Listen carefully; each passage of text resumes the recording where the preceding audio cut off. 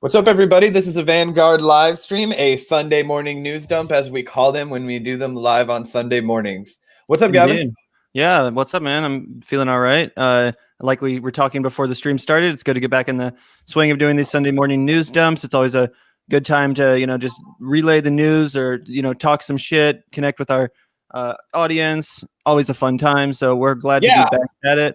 Before we do get started, I wanted to shout out our patrons, the wonderful individuals supporting us on patreon.com/the Vanguard channel, where for as low as $1 a month, you can join the community. And for $10 a month, you can be in a Vanguard video and join us live on air. So some cool benefits to... Yeah, if you hate our guts and you want to tell us we're pieces of shit, it costs you $10. So do that. Exactly. Yeah, so before we were on air a little bit, Gavin and I were talking about how, as part of like COVID and everything, I've been just like really regressing and watching a lot of really old sitcoms. And I do think that this is like an interesting topic, right? Because we were talking about how like all these old sitcoms are kind of like just always being brought back, and it's never like original content. And when it is, the original content is just so absurdly bad. And I always wondered, was the television always this bad? Or is it just now getting that bad? And I recently went back and watched one of my childhood favorite shows, The Fresh Prince of Bel-Air. And it was always that bad, but it was a little bit better. It seemed like it was always cringe, and it was always like, but like, I don't know. It felt like, I don't know, maybe like nostalgia for me, like feeds into it. I don't know. What do you think about that? Because I feel like you don't have a lot of nostalgia for like early television. Yeah, I never really grew up watching as much of like that kind of television, probably. But yeah, I agree. Most of the stuff that's just like broadcast on cable or whatever is pretty like remarkably terrible. And most of it doesn't hold up particularly well either. And I've never seen The Fresh Prince of Bel-Air, but I know a lot of people love it. Isn't that like pretty much like kind of what got Will Smith's career off the ground? Will Smith is actually famous. First of all, well, he was in like 1986, like 80s rap. Yeah. He was in this group called like duo DJ Jazzy Jeff and The Fresh Prince, and that was when rappers were just referred to as hype men and then MCs, but because he was like super early on. And then DJ Jazzy Jeff and Will Smith, who was referred to as the Fresh Prince, that was his hype man name. They got hooked up with Russell Simmons, who I'm sure you're familiar with, and a lot of listeners are familiar with. He's a industry like behemoth, for hip hop for sure, and 80s hip hop, Beastie Boys, Run DMC, that kind of thing. So anyway, but what I wanted to talk to you about this and why I brought it back up again on air was not to talk about the Fresh Prince specifically, but because the like nostalgia machine that is cable television is something that I think might like warrant some further exploration and more thought. It's something that I think our entire generation has like completely outgrown, right? Like people who are, 23, 24, like, I mean, for the most part, nobody who's our age goes out of their way to like sign up for their own cable provider, right? Like we're all using streaming, you know what I mean? So if you look at the limited number of shows that are being cranked out by CBS, and I only catch glimpses of them in commercial breaks when I'm trying to watch sports or something, you know what I mean? And you see the like, oh, they're, like we talked about, they're bringing back Roseanne, or like, they're going to do like a Fresh Prince reunion or something like that. And I wonder how much it is it just like they don't want to come up with anything new because what all they have left to sell is nostalgia to old people who still are on cable contracts. Yeah, and it's not just in the TV world either. Like if you look at the film world, nostalgia is probably the number one most profitable mechanism used to market films. Like the new Wonder Woman movie, Wonder Woman 1984, got to cash in on that 80s nostalgia, which is hilarious because the 80s was, in the 80s there was a ton of nostalgia for the 50s. So now we're nostalgic for a decade that was itself heavily inspired and nostalgic for the 50s. Which is, and David Sirota wrote an excellent book about this. It's called Back to Our Future. Yeah, he writes about how in the 80s it was a lot of nostalgia for the 50s, like you mentioned, right? Like shows like Happy Days actually came out like not in the 50s, but like way after that, and they were like a recreation of that time period. But what's also really interesting about 80s television, the very television that we're now nostalgic for, is the fact that, like you mentioned, it was very Reagan inspired. It was very like the government can't do anything. It was really rooted in like government fallacy, or just if not corruption, just like I can't. I'm trying to find the best word for it. Like just consumerism, ineptitude. Oh yeah. And that was kind of like, if you look at a lot of 80s television. It was like a lot of like ragtag individuals that were doing the work that should have been like, renegade people catching like crooks and, all those sorts of things. And David Sirota lays it out really excellently in his book.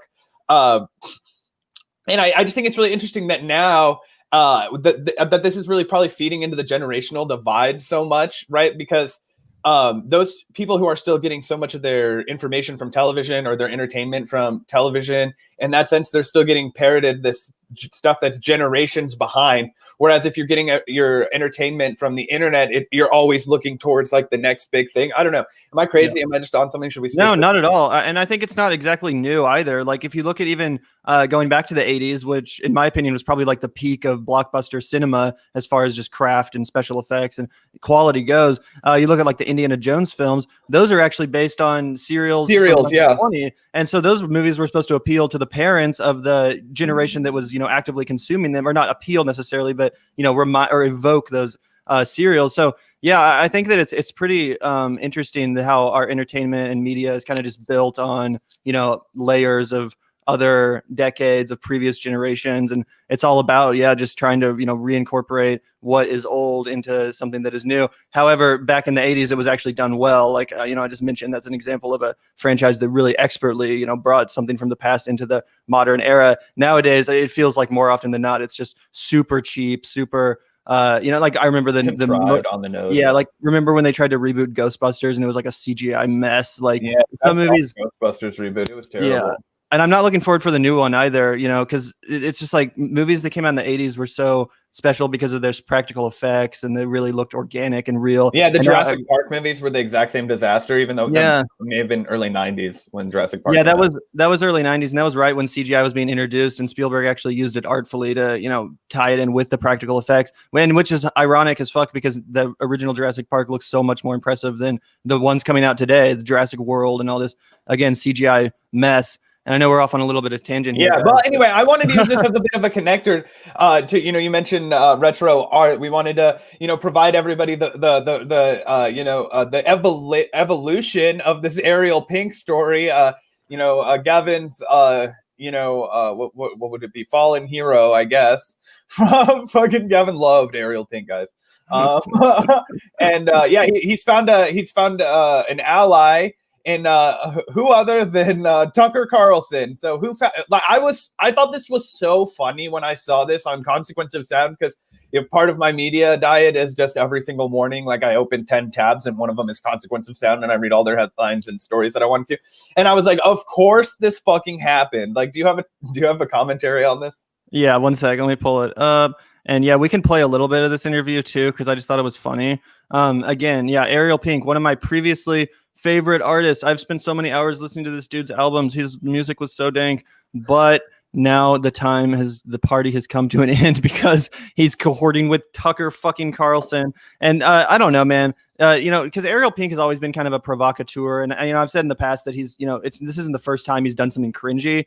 Yeah. But here it's just like, bro, you're just playing the victim and it's pathetic. Like he's on this Tucker Carlson interview and it's just not like, it's just he looks like he's about to burst into tears. Yeah, straight up. And it's like, who is this? Like the Ariel Pink that I thought I knew, not that I obviously ever knew him, but he seemed like so anti-establishment, so just willing to shake things up and be the bad boy. And just to see him like hanging out with these right-wing losers on the Boomer Network, like, what are you doing, man? And again, as we've pointed out so many times, it's not like Trump supporters are big Ariel Pink fans. There's never been a Trump supporter ever to buy an Ariel Pink record until maybe after this shit happened. Yeah. But I think this goes back to like or expands into like a broader point where like it's always super cringy when people who want to be edgy and think they're being edgy fall into like right wing kind of like subculture, because it's like literally the least edgy thing you can do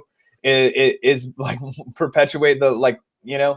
Yeah, 100%. And so, and again, it's not like based on any actual virtuous, like righteous indignation. It's all just kind of this weird, like regurgitation of dumb white supremacy, like And something else that I thought was hilarious, that I didn't even know about this. Again, Ariel Pink has actually apparently done some more cringy shit that I wasn't even aware of. But I thought this was funny because At one point he said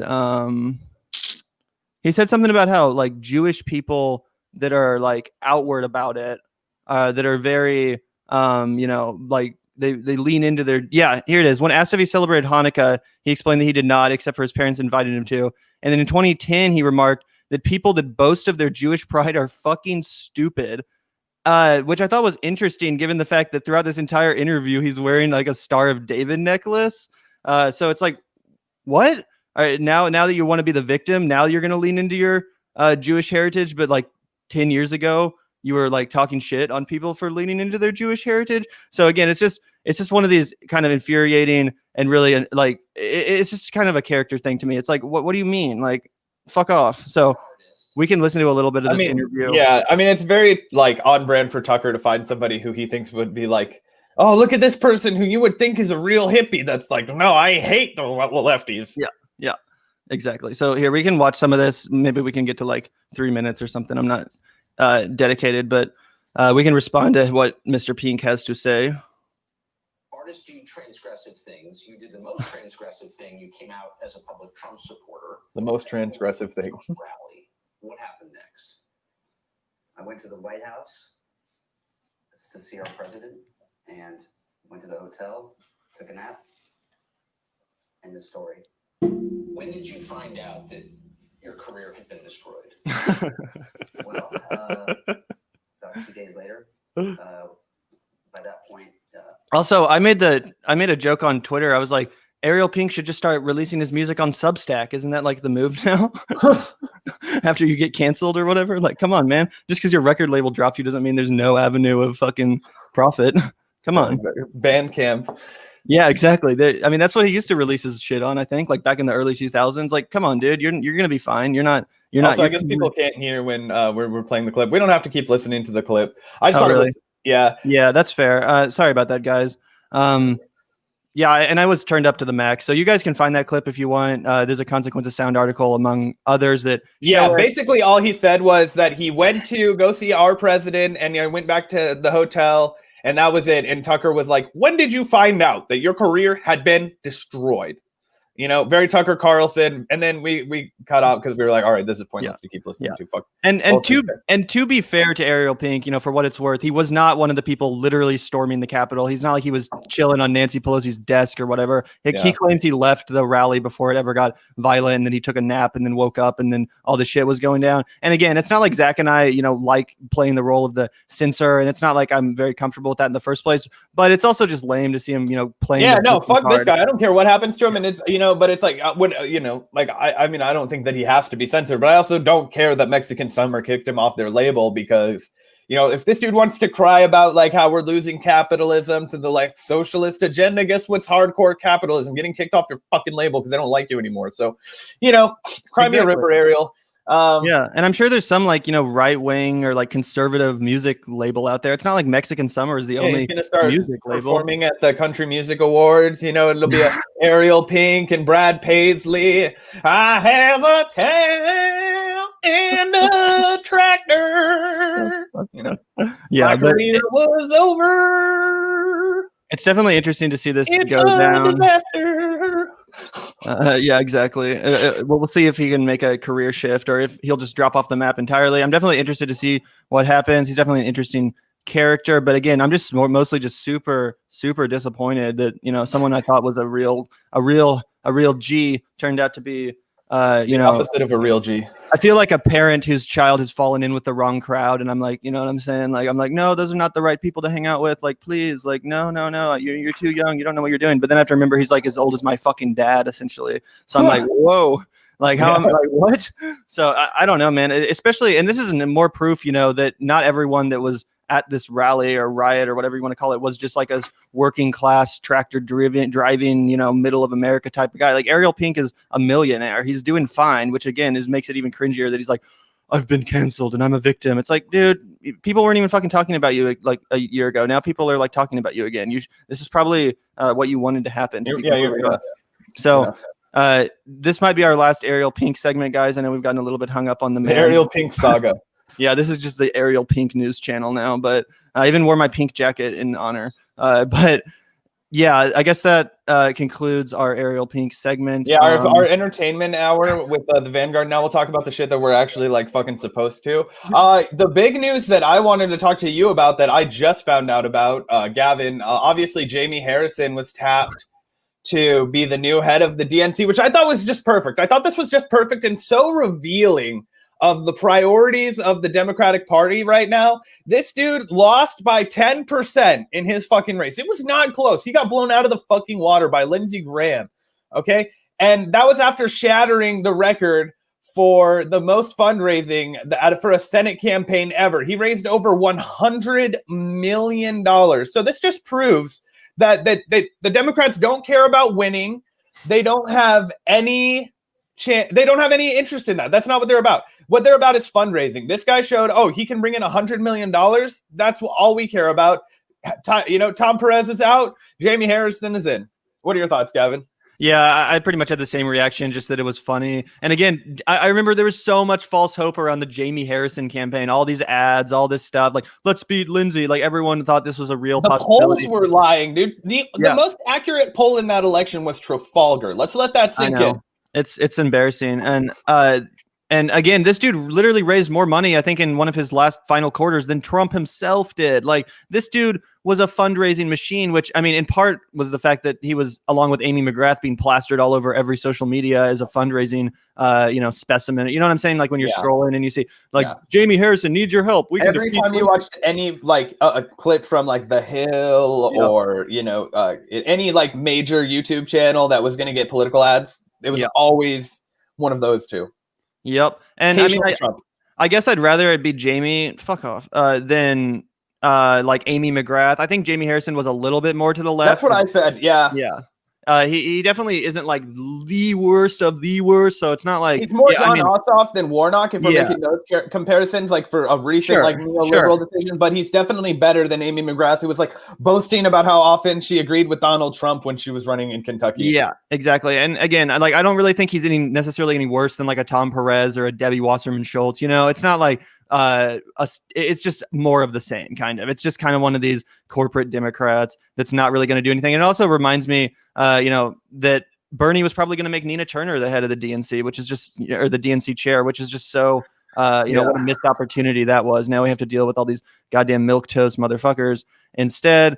But apparently he's been long seen as the only candidate for the job. Like, I don't know why. Like, I guess the fundraising. Making money, dude. That dude raised a shit ton of money. But like, why him over Amy McGrath? You know what I'm saying? Yeah, like, did he accomplish something that makes him like, particularly fitting for this role? I don't really know. But I guess the moral of the story is that no matter how big of a loser you are in the Democratic Party, your career is not. He lost by just as much as the guy who ran against Lindsey Graham the last time and spent like 1% of the funding on it. And again, as it's been pointed out many times, I'm not the first one to make this point, but the Democratic Party rewards losers more than anyone else. There's so many, as long as they're willing to walk in the right direction, they don't give a fuck. If you can raise money and you can toe the party line, you're set. Exactly. And there's never any like autopsy, any like, why did we lose? What could we have done differently? It's always just like, well, we lost and now it's time to elevate this person, keep failing up, keep, giving them more positions of power, more money, more whatever. The Nancy Pelosi treatment. Yeah. And speaking of Nancy Pelosi, I also pulled a story that I thought was pretty infuriating, which involves Katie Porter, who's, an interesting rep for sure. She's not exactly like Nina Turner or whatever, but when it comes to progressive, she's better to have on. Yeah. I think than to not have on. She reminds me of like the selling out days of Elizabeth Warren, like before Elizabeth Warren really sold out, when she was always like, on That's this. Fair. I feel like comparing her to Elizabeth Warren might be a little unfair at this point, but I know what you mean. No, dude, I think she's just as good, if not better than Warren, and as far as her progressive bona fides. Like, I meant unfair to Katie Porter, not unfair. Oh, yeah. Well, there was a point if you were, anyway. We will talk about this because this is another example of why perhaps the squad and some of the more leftist members of Congress should have actually mounted a challenge to Nancy Pelosi instead of just rolling over and letting her become speaker again. And in fact, Katie Porter would have been the perfect person to nominate against Pelosi, because again, she really does kind of like a Ro Khanna or a Pramila Jayapal. She really kind of rides that line between being an uber progressive and also being somewhat friendly with the establishment. This is someone that I think could have gotten a lot of support behind her, in addition to someone like Barbara Lee, who I advocated for. But now Katie Porter has lost her seat on the House Financial Services Committee after House Democrats leaders, aka Nancy Pelosi, on Thursday rejected her request for a waiver to serve on the Financial Services panel and other committees simultaneously. So from what I gather, this is pretty much just like a last-minute way to prevent her from having any real power. And it seems pretty arbitrary too. It's not like this is just like, oops, well, you ran into these old rules. Like, no, this was a calculated, kind of decided thing. And here someone says on Twitter that Katie Porter should be speaker in 2022. I think that's a fair call, unless someone even more progressive wants to run. I would definitely support Katie Porter. But again, this is just another move by Pelosi, essentially trying to bar. And again, Katie Porter was, she was had the seat while Trump was in office, and Pelosi had no problem with her kind of excoriating, bankers as the head of the financial services. Well, right, but that's the whole problem now, is that now they're worried that they're going to make when Biden gussies up with big business, like he's surely going to, right? We can talk about the $1,400 backslide, in a little bit on the show. But yeah, that's the MO right now. They're going to be partnered with Wall Street. They're taking so much funding from big business, from Silicon Valley, right? That's why all these big tech companies are starting to regulate now and push out Trump, right? They see where the water's turning. They see that they're going to have to be broken up if they don't, pacify the demands of the neoliberal order. And that's exactly what they're doing. Yeah. And this is another way that Nancy Pelosi's like paying them back for that. Exactly. And here, friend of the show, Savvy and Right, actually pointed out on Twitter, basically what I was kind of saying earlier is that, it's so obvious. Her whole time she was there, she's been questioning every financial motive of the Trump administration, which obviously brought her a lot of attention. But now that it's Biden, it's not like the Democrats want someone so meticulous bringing oversight. So it's pretty funny and pretty obvious what's going on here. Unfortunately, this is so... most people aren't going to know what this means or understand, just your average person. They're just gonna be like, what, who cares? Some committee. But this actually is important stuff. And again, Katie Porter is actually probably one of the strongest progressives we have in the House, at least when it comes to just, pure economic financial regulation. I would say it's one of those things where it's really important to have like, I don't want to say experts, right? But like, it's really important to have people who are focused on the financial corruption in this country, because it's so pervasive and it runs so deep and it's so unregulated. And they do so many different things to make sure that none of those people ever get fucking caught or in trouble. And if they do get caught, then, there's a million loopholes for them to get out of it. But the main reason, outside of the revolving door of, the SEC and those big ass, Wall Street firms that they're trying to regulate, it's also the fact that they're just so poorly funded and there's so few resources devoted to catching people who are doing the corruption that they just can't meet the demand.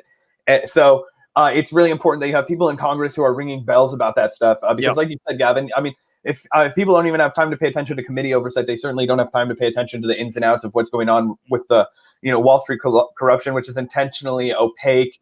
And layered in all kinds of language that makes it super inaccessible to anybody who's not, basically on the inside, right? Yep. So I think that's 100% accurate. There was a comment, and it, obviously something that we're going to have to get into on this show is the fact that inauguration is coming up. Oh yeah, one sec. I just, before we move on, I wanted to highlight this one quote from this article really quickly that I think sums up the whole story. Porter's departure from the financial services panel will likely mean fewer headaches for bank executives, financial regulators, and industry advocates that often appear before the panel. So I think it's pretty clear what happened here. And again, I wonder if reps like Katie Porter ever, regret not being more vocal or, challenging the leadership in a more serious way, because this is the result of just, bending over and, letting Nancy Pelosi decide the fate of the House and be the speaker for another 2 years. Nothing progressive is going to get done. And now these bank executives and financial regulators aren't even going to have to really get grilled like they would have by Katie Porter. So it's a shame. What were you saying though, dude? Oh, well, obviously there's there's been a lot of talk, and Andy in the comment section brought it up and asked if we were going to get into it. There's been a lot of discussion that, DC is preparing for the inauguration, which is, I believe, announced now. It's going to be outside. I don't think they were sure exactly how that was going to go down, but it will be an outdoor inauguration. And obviously, there's been a lot of rumblings that there's going to be like a nationwide, insurrection, mutiny, riots, whatever. There's been a lot of talk about it. I'm not I don't know if anybody on, I don't know. I mentioned this sometimes. I'm not plugged into Twitter. I don't have a Twitter. I don't follow the Twitter news as much. So sometimes I lag a little bit on, what the right wing fuckers are up to. But yeah, from what I've gathered from, just people that I've been talking to and you, Gavin, is that it seems like the city at least is preparing this time for what would be, at least in DC, they're taking, more precautions. But what are you expecting to go down on Inauguration Day? I mean, that's such a great question. And you're right. They really have been preparing, at least they've really been bringing in a lot more police and National Guard and all that stuff. All the states are on, high alert. So I definitely think that in the event... police when we talk about how they're doing this, we're just I mean, we're just being factual. Fuck the police. But yeah, I mean, I think in the event of another insurrection attempt, that there will be, they won't just let them all come in, because they'll be actually prepared for it this time.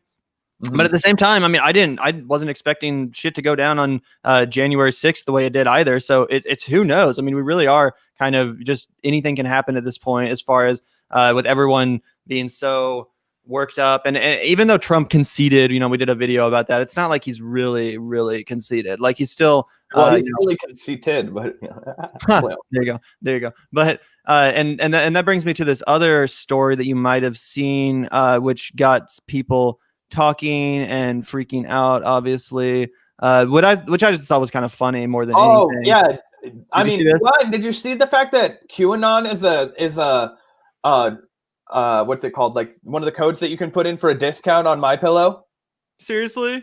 Yeah, if you type in QAnon, you get like 25% off on that's real. I know that. Anybody that wants to go to mypillow.com can type in QAnon as their code. It's super fucked up. I'm not advocating for anybody to support this company, just testing it out and verifying for your own eyes that this is really what they did. Yeah. I don't know if they've changed it since then, but you can find screenshots online.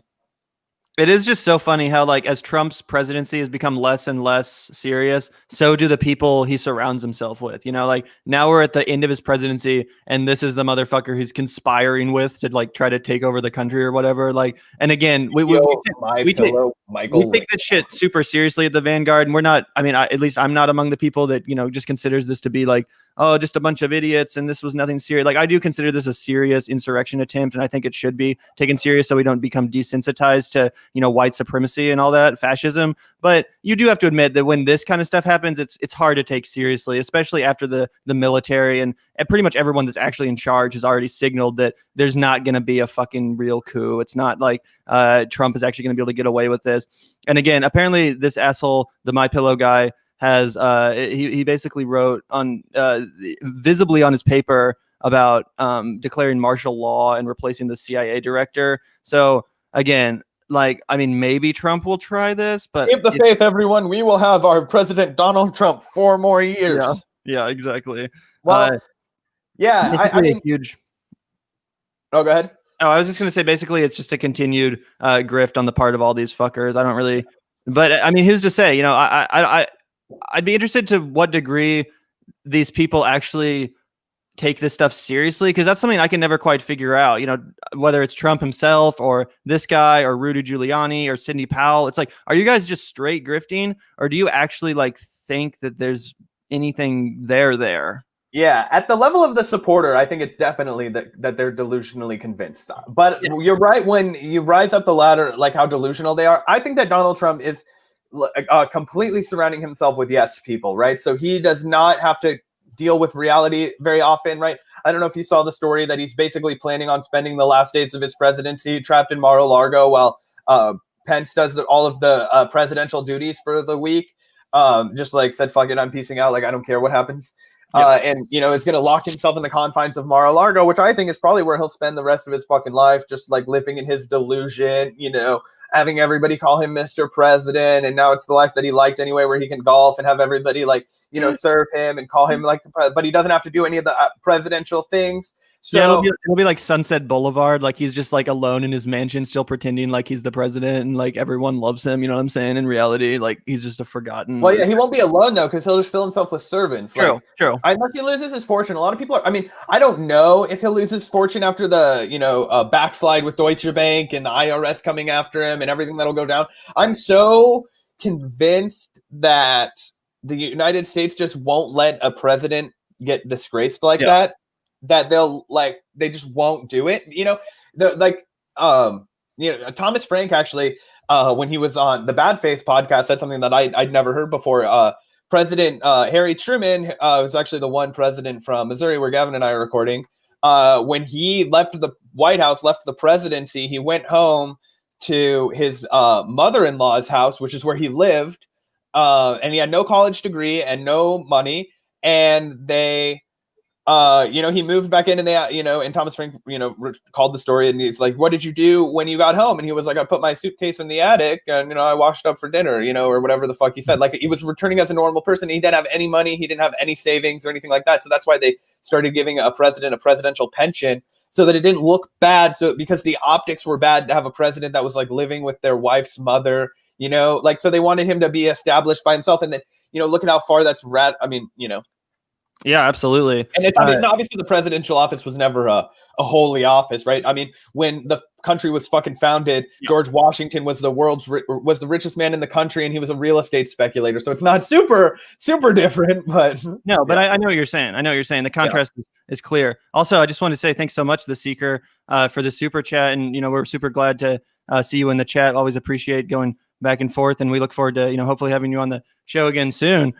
You're asking if we've heard of the idea of the Trump News Network, which he's obviously kind of been teasing for so long now. Yeah, kind of a competitor to One American News Network. Yeah, or even Fox, honestly. He's buying One American News Network to compete with Fox. I've also heard toyed around. Yeah, and this was obviously something that was teased even before Trump became the president. People said, well, Trump's not actually going to win, and he knows that, and he's really just doing this to create a new media empire. He had Trump Steaks, Trump Air, Trump Vodka, now Trump TV. It's the next logical, conclusion, especially now that we have this split in the Republican Party between kind of the more Fox News elites, minus Tucker, who is kind of more on the Trump team. And then we have this he's weird. I don't know, man. I mean, I don't really keep up with what he's talking about enough to know, but it does seem like he's the one person on Fox News that all the Trumpsters are still. Oh, yeah, for sure. He tries to keep one foot in, one foot out.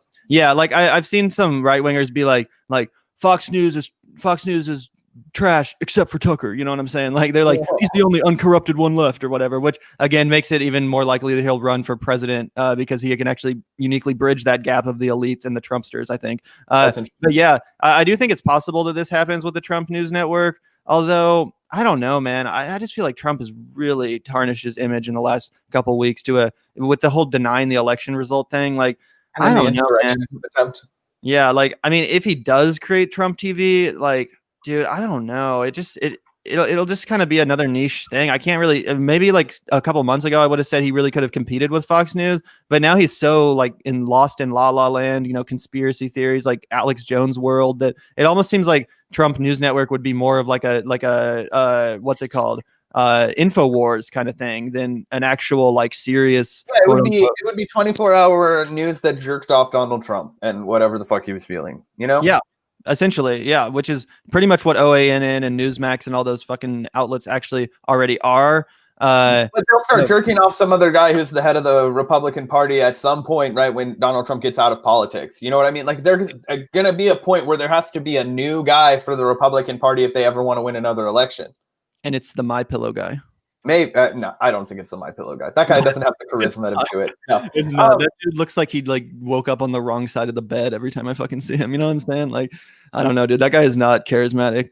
And yeah, this is 100% true. I mean, but Trump is definitely, he takes the dog whistle to a whole nother level. It's like a straight up whistle. He just says what Barry Goldwater, Pat Buchanan style.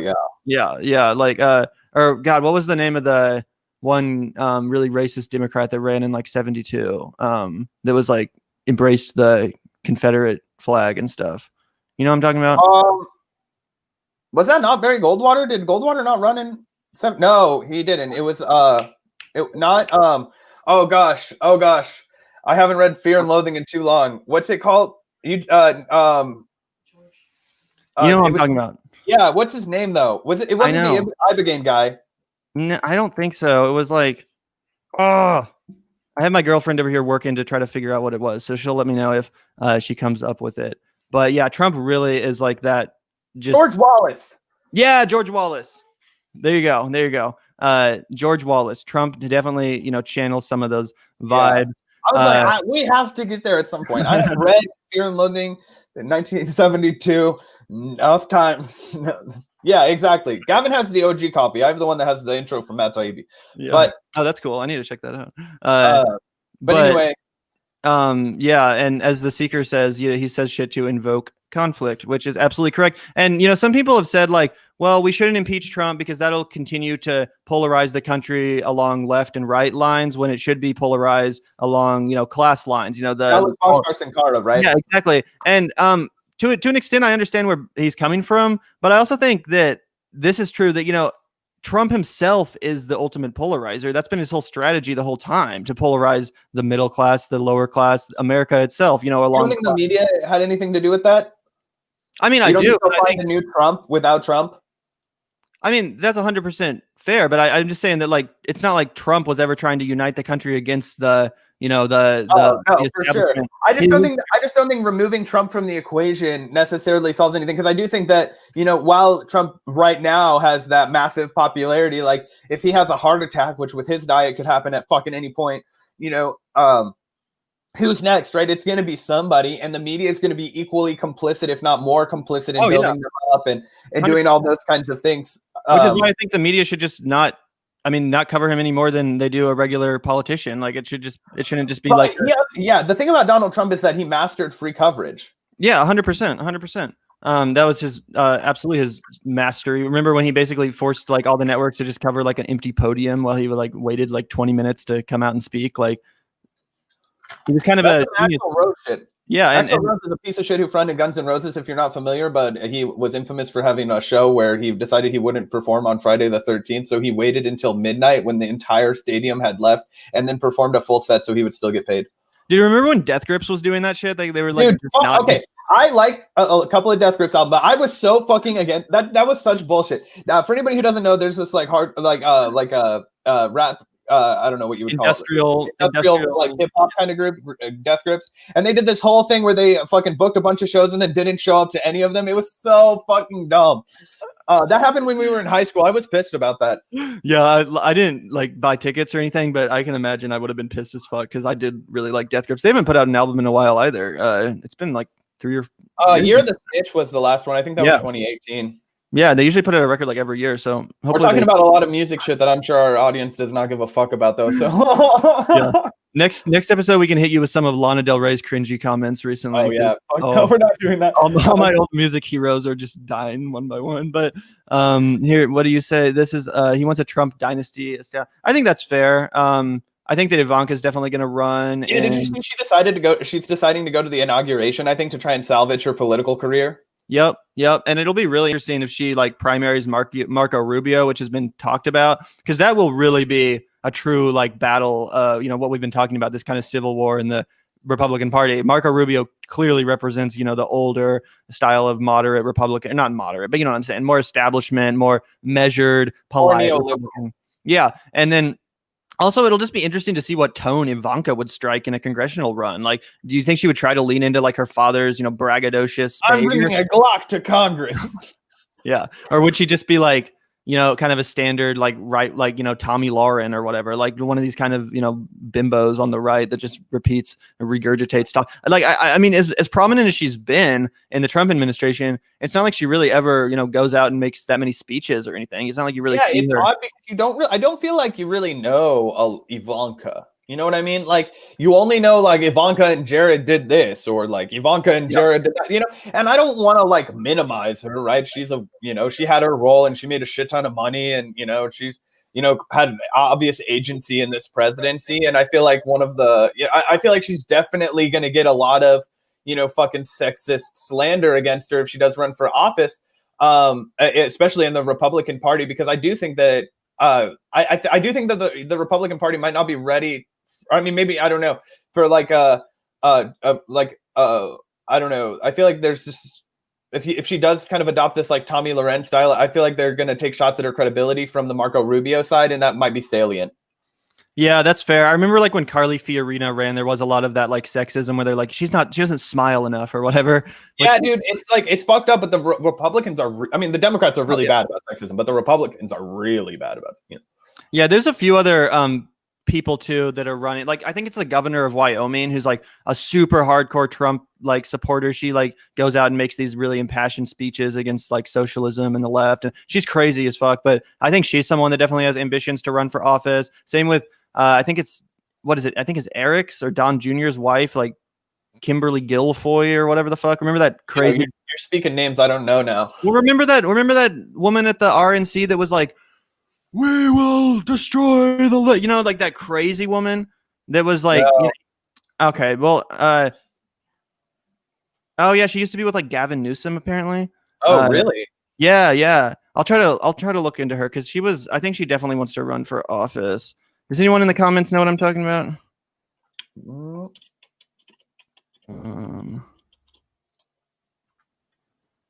Anyway, yeah, there's a lot of people on the right that are definitely wanting to run for office, and I'm really excited. Yeah, it's going to be a super crowded primary. I mean, and Donald Trump is so far ahead that, I mean, it's still a completely open. It's still a completely open question as to who will get it if Donald Trump doesn't run. Like, I think Pence has the best chance if Trump doesn't run. Maybe by polling that's the case, but I just think he's so like boring that he could get beaten out by somebody who's more charismatic that adopts the like whole Trump thing better than he can. Yeah, I mean, I definitely think there's someone out there that can actually, be a little bit more of a serious, like effective leader, someone like Tucker Carlson, that would actually not just completely embarrass himself in the party like Trump has at every turn. They could actually, competently like delegate the leadership to other people, not for any good means, obviously, but it's definitely just to answer a thing in the comment section. I think any Republican that's white that's freaking out about going to a concentration camp is a fucking grifter. I think that's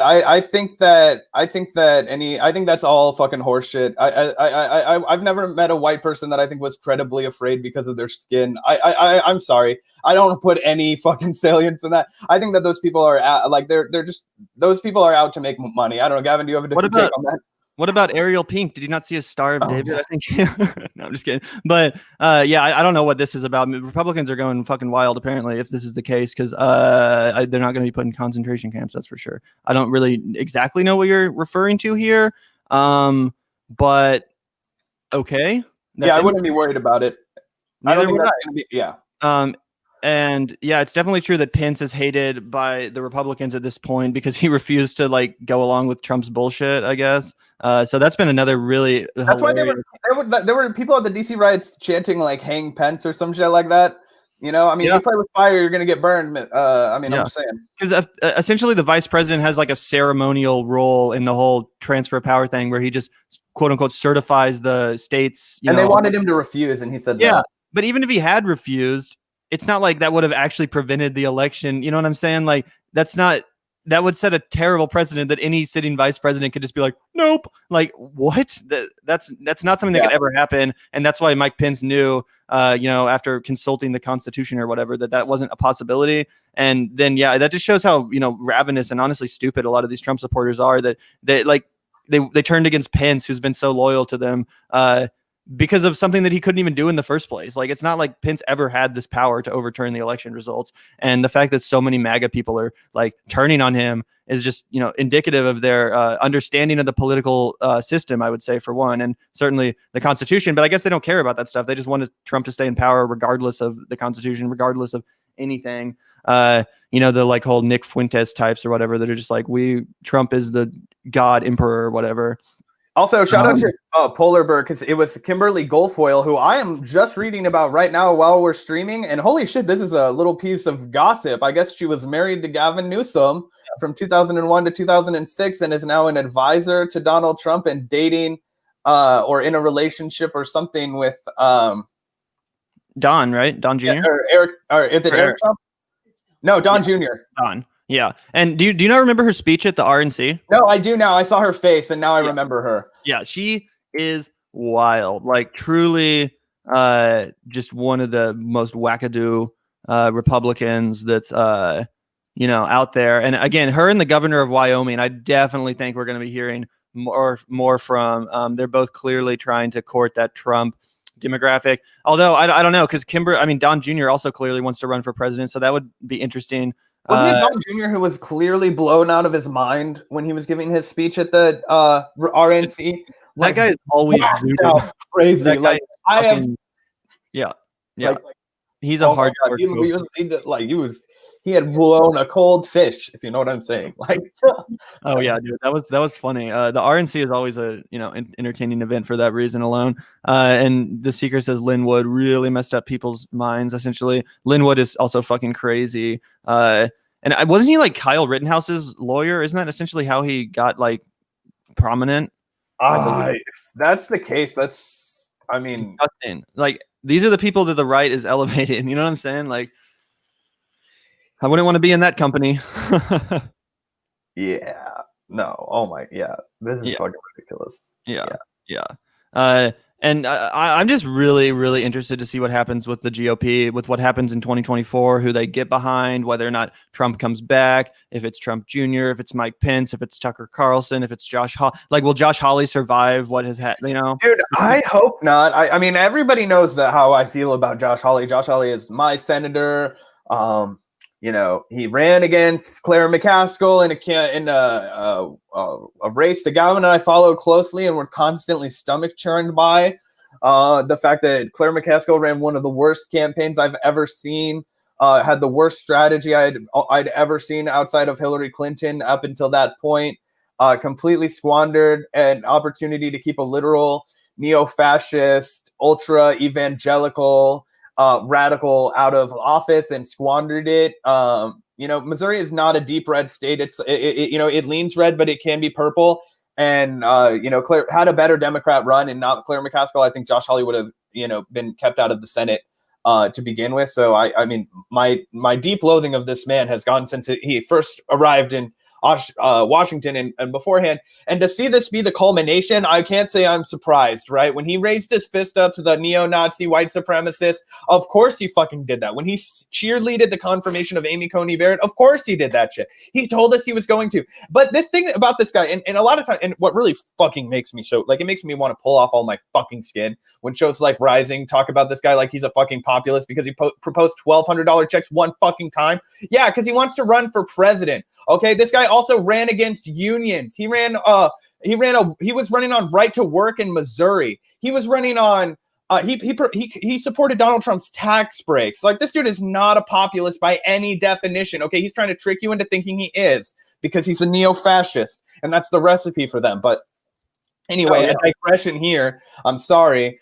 Every time Josh Hawley gets brought up, I just fucking lose my mind because I don't understand why people keep pretending that he's interested in representing the people at all. Because his whole fucking career, he ran against. He literally was telling everybody, "Oh, I'm not against removing coverage for mandatory coverage for pre-existing conditions." And then, like, one of his first actions was supporting the legislation that would strip the mandate for covering individuals with pre-existing conditions from Obamacare. He's full of shit. So. Yeah, 100%. No, he's one of the biggest phonies in the entire political world right now. Talk against big tech and act like a populist because they fucking don't want to promote his content because this book publisher fucking dropped him. This is George Orwell. It's like, no, George Orwell was warning us against fuckers like you, Josh Hawley. Yeah, dude, he's so insidious, and it's so obvious too. Like, with everything about him, he just exudes that fascist energy. And when it comes to more competent fascists, he's definitely among those that could actually legislate effectively if he were president, or not legislate, but command. Like, he could actually get shit done in a way that Trump never was able to. So I think he's absolutely a real threat. And you're right, a complete phony populist. Unless you're also a white Christian fascist, he's not a populist. You know what I'm saying? Like, that's who he is. Well, populism by definition, is all people, right? And people want to be like, oh, it's mob movement. No, it's fucking not, right? We are when we describe a populist movement, it is a movement of all people, right? A people's movement. of all people, you know. And what Josh Hawley is after is a neo-fascist, radical evangelical order.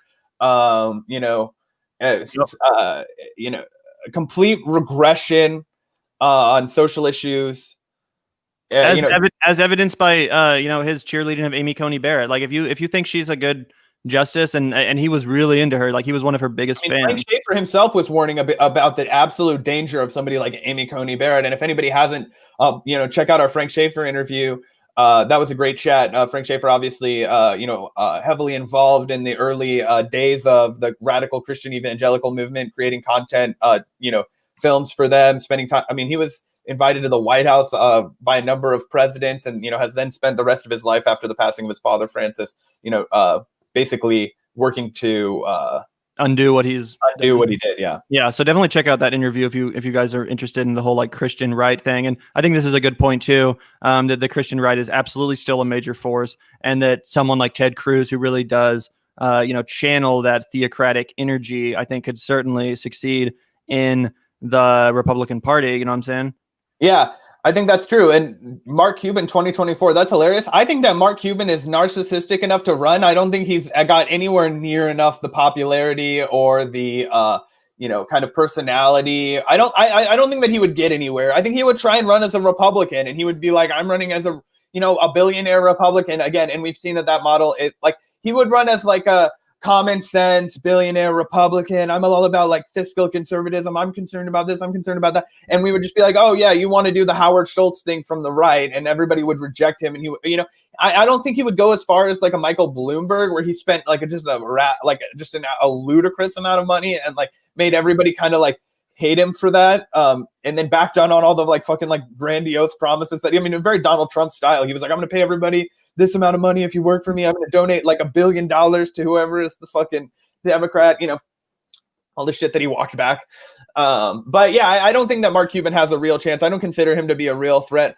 Personally, Mark Cuban, I just don't think he has the charisma to be president. Yeah, that's very possible. And he does seem kind of like he straddles the line between the Democratic base and the Republican base. Like sometimes he'll kind of come out in favor of more conservative policy. He would have a better run than Zuckerberg. Oh, without a doubt. I mean, he's so much more charismatic, and like, I mean, he seems more like someone you could just have a conversation with. It's not a robot. Like Android. And I think he did come out in favor of like some sort of like a universal basic income, at least for the duration of the pandemic. So, you know, at least he does have some instincts that someone like Trump never really did, I guess. I mean, I guess Trump nominally came out in favor of that, but never did shit about it before he got into office. What I'm thinking, though, is that we should just replace our entire representative government with the cast of Shark Tank, and they just make all the decisions for us plebes. We're just under the control of these elite billionaires. And Carly Fiorina, I don't know if she will ever. I think her career is dead.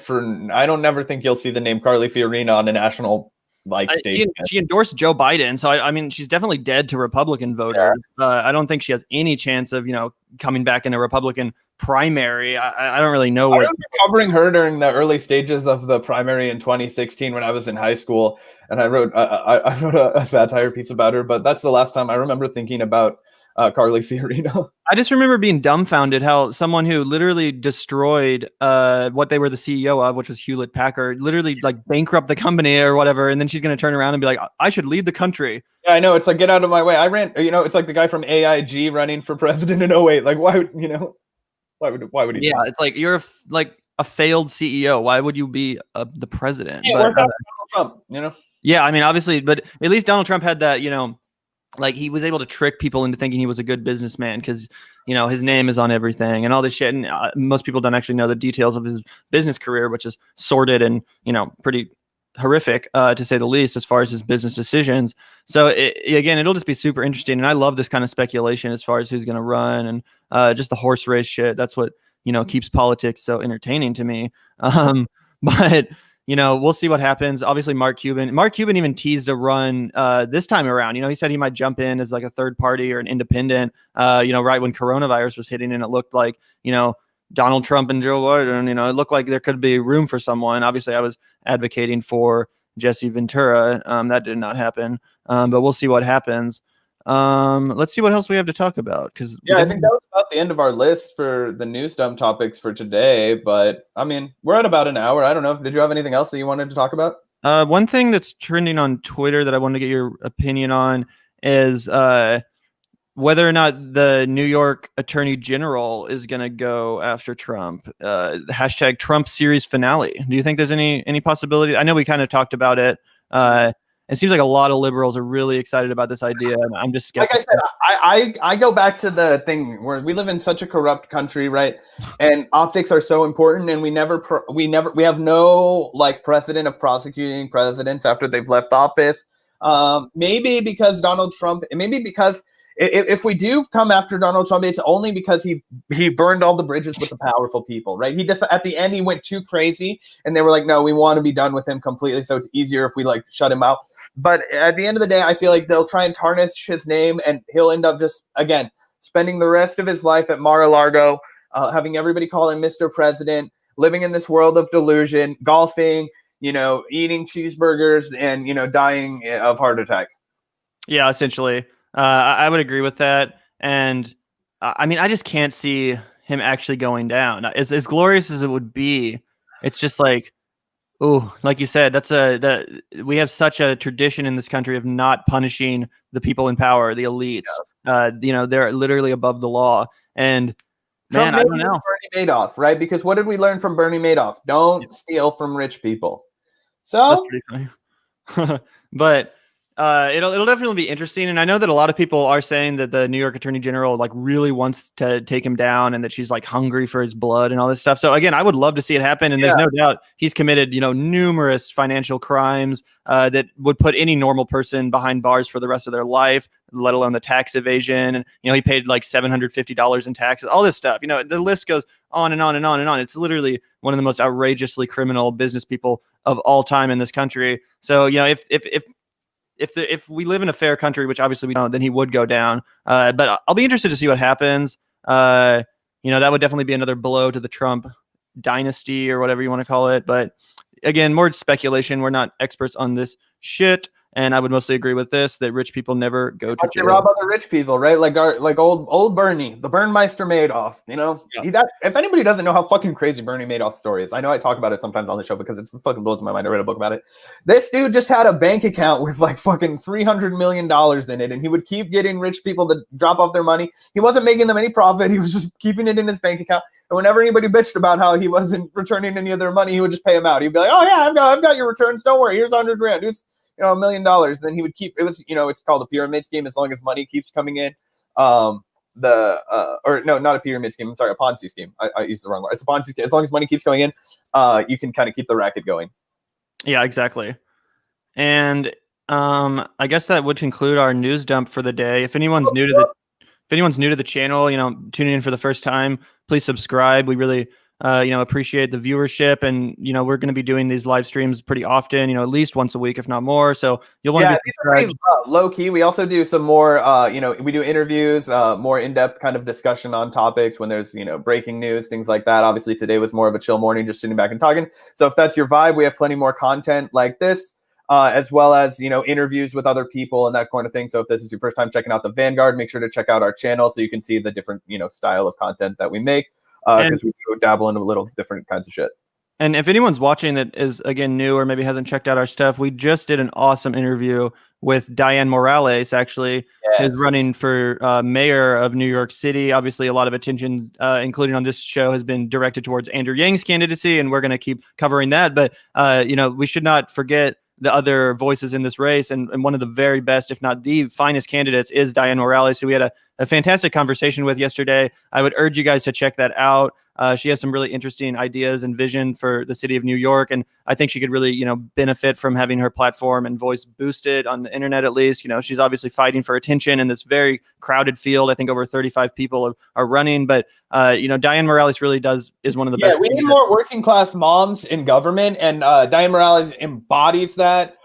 We need more women of color in government, speaking to the true needs of what it's like to being a working class woman of color, mother of color in this country. She would be the first Afro-Latina I believe to have a run for mayor. Is that I believe so. Yeah. Yeah. And certainly to be the first to ever win. So Gavin and I were tremendously impressed by her platform, and we had a great conversation with her, and look forward to following that race as well as having her back on the show. So check out that interview if you live in New York, or if you're just interested in insurgent candidates from across the country, because she's certainly a great one. Yeah, and thanks so much again to the Seeker, aka Gu Partap, for the super chats today and for engaging with us. We really do appreciate that support. He's also one of our patrons. So again, just thank you so much. We do appreciate that support. And you guys can join the Patreon community as well by clicking the link in the description. As I mentioned, for just $10 a month, you can join us on live streams like these ones, be in a Vanguard video, call us out if you want to, disagree with us, argue with us, or just tell us how awesome we are and how much you love the Vanguard. That's also cool. But yeah, you guys can check that out if you want to support leftist independent media YouTube channel that's probably going to get continue to get fucked by the algorithm. I saw like another YouTube channel called The Surfs, which is kind of doing similar to what we're doing. They're like a progressive YouTube show. Their channel got totally deleted off YouTube yesterday. I don't know if it's been restored. Didn't that happen again? Like I think they've been banned before too. Oh, I don't know about that, but a lot of people were freaking out. Like even big people, like big names in the leftist media community were like, "Yo, this is." They were on Richard Wolf's show not that long ago, or at least one of the guys from the Surfs. But either way, maybe. Well, I need to look into that to verify that. But yeah, super fucked up. Maybe those. I need to start like backing up our content, like downloading all of our interviews in the event that our channel gets, deleted by YouTube. Because unfortunately, we're all of us YouTube creators are basically at the whim of this platform that can just strike us down and, destroy us at any moment, which is so unfortunate, working. That's one of the worst things about, just being at the whim of this corporate behemoth that obviously is not in the interest of promoting leftist thought or establishment challenging viewpoints. So we're definitely up against some pretty big behemoths here, and hopefully the Surfs gets their channel restored if it has not already, and hopefully the same shit does not happen to us, because that is genuinely terrifying. I think we have to grow up before they would fuck with us, so I think we're in the clear for a while. True. But yeah, make sure to subscribe, guys, if you have not already. And I guess that's it for today. Yeah, thanks guys for tuning in. Have a good one, and we'll be back in a few days.